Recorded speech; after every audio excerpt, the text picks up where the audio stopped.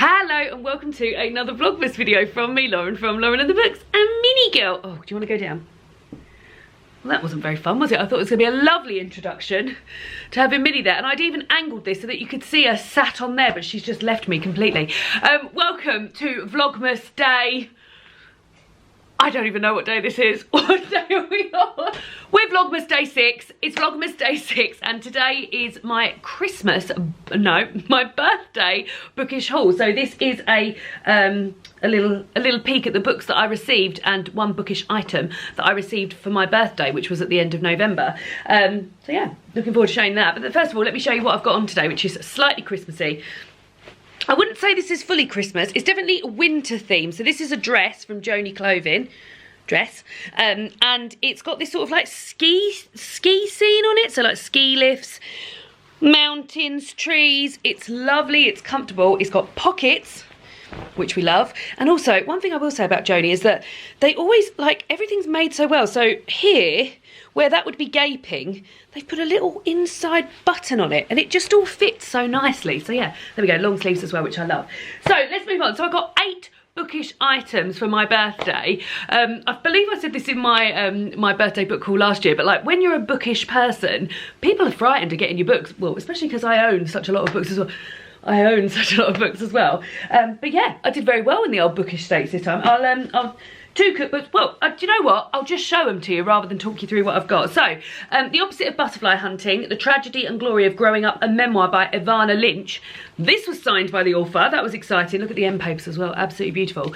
So this is Ivana Lynch, who is an actor and an activist, and you may well know her as playing Luna Lovegood in the Harry Potter films. And this is her memoir, what it's about, what it's like to grow up. Now, I've seen her interviewed a few times. I find her very eloquent. Most recently, I've seen her on, I always call it Between the Pages. It might be called Between the Covers. It might even be called Between the Sheets, but the bookish programme that Sarah Cox does on BBC Two, where she has a host of sort of like celebrity guests talking about their favourite books. And I saw Ivana Lynch on there and she was just so eloquent and so wonderfully spoken, and I loved listening to her that I just know I'm going to love the writing as much as this. And this covers all sorts of things.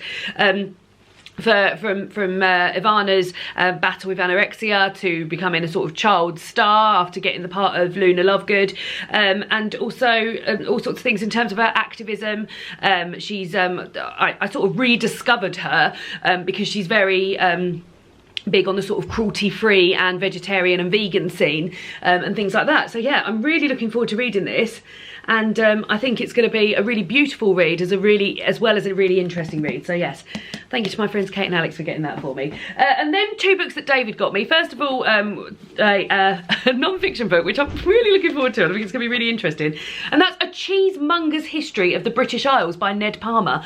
I love cheese. Now I really, really, really do love cheese. And this is a non-fiction book with sort of like all details about stuff around the British Isles in relation to the cheese that you can get there. I believe it's map heavy as well, so I'm very excited. So there's going to be some like obvious cheeses that I don't, well, obvious to the British people, I guess, because Red Leicester, so like that sort of thing, and then Stilton, and lots of cheeses which are named after places, but also other bits. And I just feel like I really enjoy sort of like history of places, and I feel like it's going to be very interesting to hear history of the British Isles in regards to cheese. So yeah, quite niche, but definitely something that I'm going to enjoy. So very, very much looking forward to that. And then a couple of cookbooks. The first one from David, and this is Vegan Fakeaway by Katie Bescow, and this is plant-based takeaway classics for the ultimate lay-in.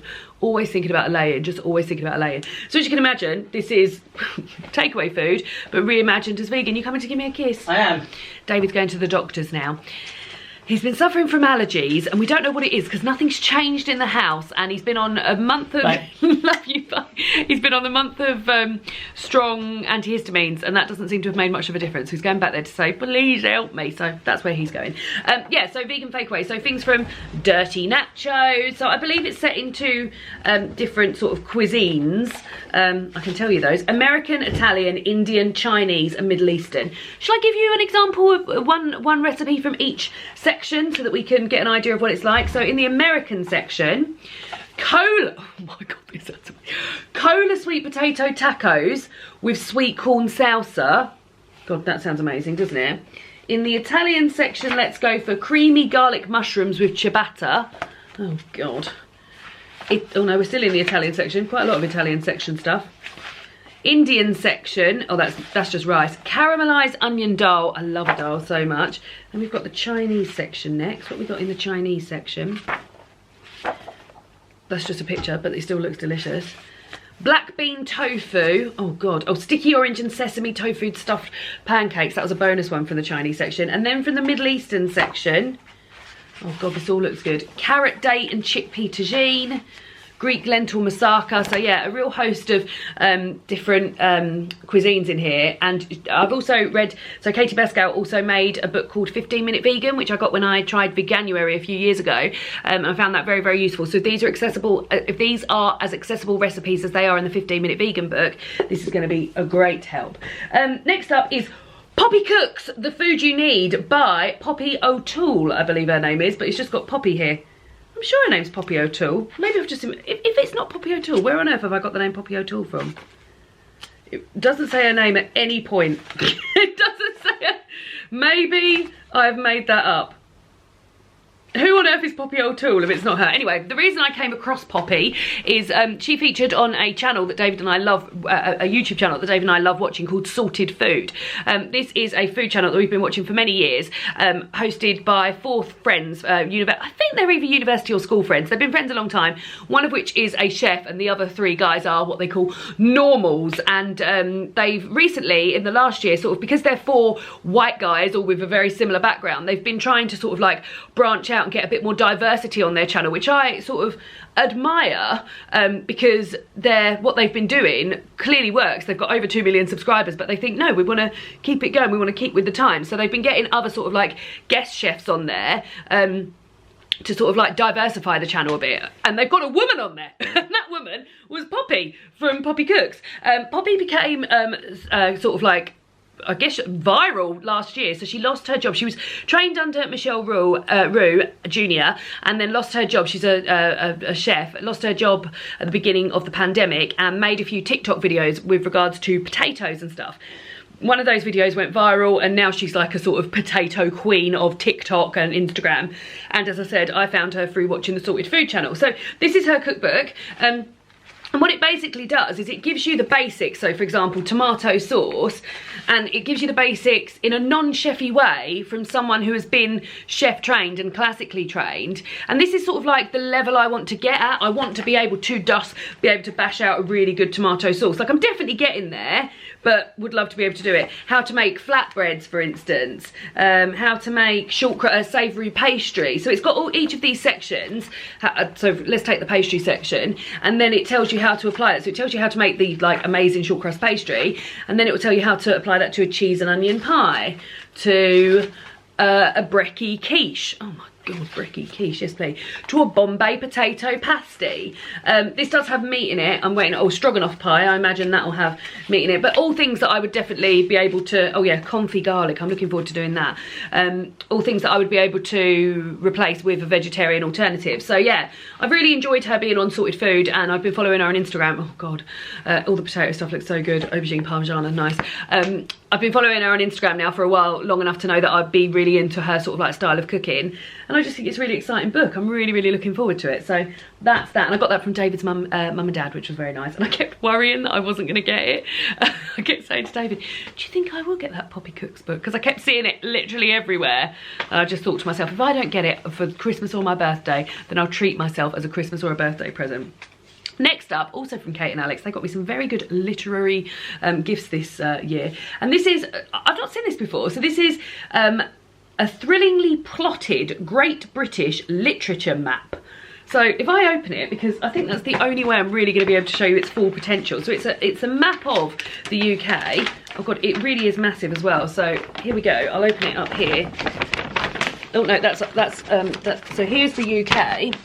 And then on this map, it has where books are set, famous routes that people have taken in books, bookshops. Like, honestly, there's just everything you could think of that's related to books it's plotted on this map, so I can't wait. So the reason they got it for me is they know David and I, how's she gonna fold this up?